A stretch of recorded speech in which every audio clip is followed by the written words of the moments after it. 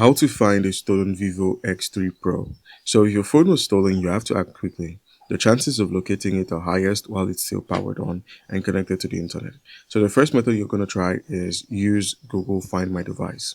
Most Vivo phones use Android's Find My Device service, and the steps to follow would be on another computer or phone, just simply log on to Google Find My Device, sign in with your Google account that was on the Vivo phone, select your device from the list, view its last known location on the map. You may be able to play a sound, secure the device remotely, and erase the device if recovery seems unlikely. Now, the second method you can try is actually the Vivo Cloud, if you actually enabled it. So some Vivo devices support Vivo Cloud based phone finding features. The steps are you sign into your Vivo account, check whether the find phone feature was enabled before the theft, view the device location if available. You can access it on the vivo.com platform. Then the third method would be to review your last known location.